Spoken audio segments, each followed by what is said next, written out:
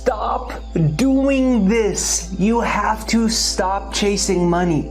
I know you want to make more money, but if you're really wondering how to get rich in 2020, if you really want to make more money, this is what you have to do. You have to stop chasing money and do this instead. I'm going to share with you a simple 5-step process that's going to make more money come into your bank account. This is Jake Ducey with JakeDucey.com. Let's dive right into this video, but make sure you hit the like button right over there and let's dive right into it.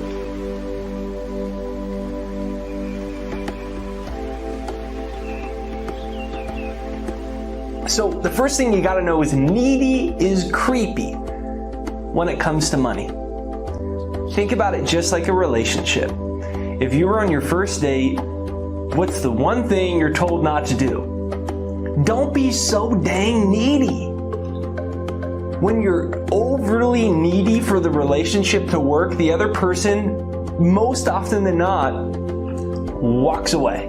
Why do they walk away? Because needy is creepy. When you need something so bad, you're in an energy of such lack and desperation, you actually block the thing that you want most. So when you're so needy about money, you are in a total energy of lack. And you can only attract more of those experiences. You lose the sale at the last minute. You're overly aggressive and somebody's repulsed by it. You're overly aggressive in the job interview and the guy's like, dude, this is crazy. Needy is creepy when it comes to money. But what happens a lot of times is people desperately chase it. I see the comments all the time on my videos. I need it, I need it, I need it, I need it. All you're really saying to the universe is, I'm broke, I'm broke, I'm broke, I'm broke. So you don't get what you want, you get what you are. And you have to stop being so creepy and needy with money. So comment down below, needy is creepy. Comment down below, needy is creepy. Now the reason that we say this is that whatever you chase, you push away from you. So money is just energy, as is everything else in this material realm. It's just energy. And like energy attracts like energy. Everything has a vibration. It's called the law of vibration. So you are always emanating a vibration. Now the question is it a vibration that is congruent with having money or not? And oftentimes your desire doesn't match your own vibration. So once you have that shift of not desperately trying to chase it, you actually create the space for it to come into your life. So how would it look to not be desperate and chasing money? Well, when you're financially confident, you don't worry about a bunch of little lattes. You just don't. You don't worry about 4 cents here or there. You don't get overly bent out of shape when your friend owes you $7 and he hasn't paid you back yet. You don't spend everything that you make. You just don't. You don't max out your credit cards. You don't say things like, I'll save once I get more money. You don't say that anymore. You don't make an excuse for the lack of money. You respect and you honor money. You don't say things like, money's not that important. At least I'm happy. At least I haven't sold my soul. You see that rich jerk over there? Why do they have a Porsche? They should give that money to charity. When you're financially confident, you don't do that. So the fourth part is that you have to watch your words. Specifically a few words. Stop wishing for money. I wish I could get it. You're in the same energy of not having it every time you're wishing and hoping that you get it. So instead of wishing for it, start expressing gratitude for what you do have in your life. Then you have to stop waiting for money. If you're sitting around waiting for it to come, guess how much is going to come? Not very much. And the third part is you have to stop wanting money.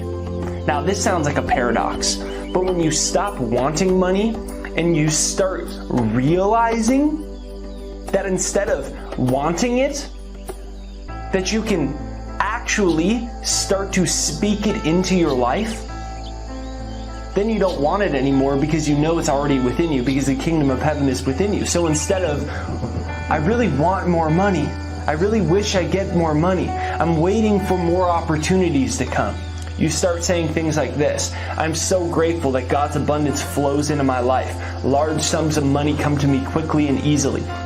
I'm so thankful that my bank account is growing every day. I'm so grateful that money comes to me every day in every way in an abundant manner. I'm so grateful that I attract the perfect clients. I'm so grateful that every cell in my body is vibrating in harmony with abundance. I feel confident. I feel financially free. I feel happy. I feel excited about money now. I feel grateful for money. I'm so thankful that I had the money for this coffee today or this tea today. I'm so grateful that I had somewhere to sleep. I'm so thankful that large sums of money come to me quickly and easily. Do you see the difference? You're no longer wishing, needing, and wanting it. Instead, you've become one. You've moved into harmony with the vibration of money. And when that happens, you attract experiences that match that back to you. So, for part number 5, start being it. Instead of wishing for it, hoping it, and needing it, instead of chasing it, start being it. So leave a good tip somewhere. Instead of saying, well, I don't have the money, you'll leave a tip. As long as you keep making the lack of money an excuse in your life, you won't have any. Because you'll continue to recreate the same lack over and over again. So leave a good tip somewhere. If your coffee was $3, give a $3 tip. If your meal was $74, give a 25% tip. Go pay it forward as if you were if you had a lot of money, how would you tip? Start saving money instead of waiting for money to come until you save it. Start keeping more money than you spend. Stop saying, well, I don't have enough money to save anyways. Even if you only are making $10 a week, save 5 of it. You have to start developing the habit of being someone who can acquire money. Because if you're waiting for more money to come until you save it, you're always going to be waiting for more money to come. You have to start to be the type of person that can acquire money. You have to start to see yourself as someone that can acquire money. Otherwise, you're always going to be wishing, waiting, hoping, and wanting it. You're always going to be chasing it, and you're always going to be making excuses for the absence of it. So start somewhere. When I first started doing this, I was not making enough money to pay for my wife's and all of our expenses, and I learned that Sir John Templeton, a famous investor, saved like over 50% of his income. And I thought, wow, well, that's nice. I'll do that when I'm a millionaire, I'll do that. And it hit me, I'm always going to be broke if I live like this. If I keep waiting for money to come before I start building wealth habits, I will always have broke habits. If you wait for money to come to build wealth habits, you will always have broke habits. So with the limited money I had, I started saving 40-50% of it. This was difficult, this was challenging, but guess what? The worst that happens if you start to be aggressive with your savings and investing, the worst thing that'll happen is that you end up with the money in your bank account. And when you stop making excuses for the lack of money, you find out it's actually easy to acquire. Because when that happened and I had less money available because I was saving so much of it, it actually forced me to earn more of it. It's a paradox, and then it will start to come into your life. Another way where you can start being it, where you can start acting as if you are wealthy, you can start vibrating in harmony with abundance, is to splurge every once in a while. What I would do is I would save about 5% of my income. Now, this took a long time to build that up because I was making just like $1,000, $2,000 a month sometimes.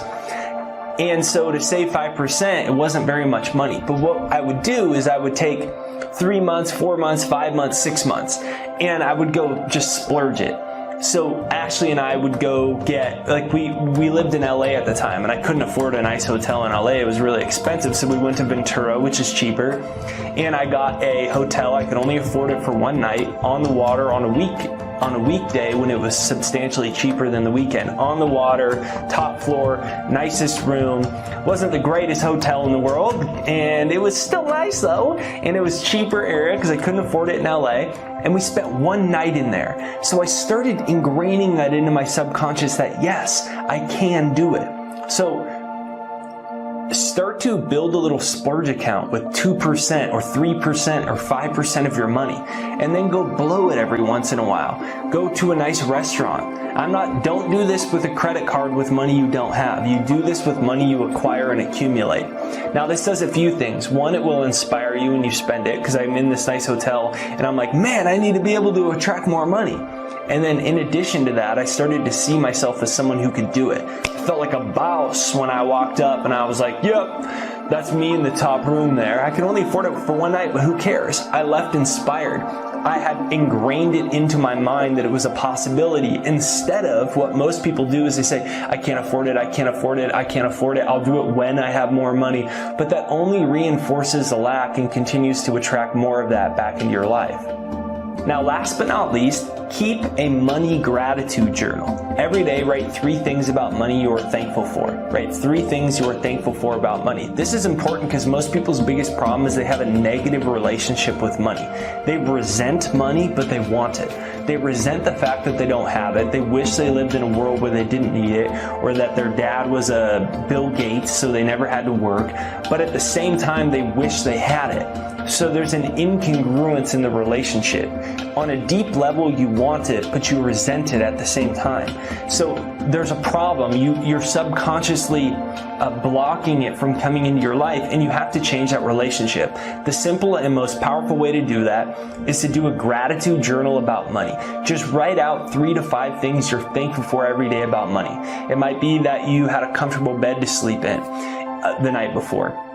It might be that you just spent $2 on a coffee. It might be that you had your eggs or oatmeal for breakfast and it cost 87 cents when you really do the math, and you're so grateful you had 87 cents. Or maybe you're thankful because you just got back from a trip and it cost you $3,000. Whatever it is, pick 3 things every day that you're thankful for about money. It could be your internet, it could be your iPhone, it could be your computer, it could be your shoes. Just pick something.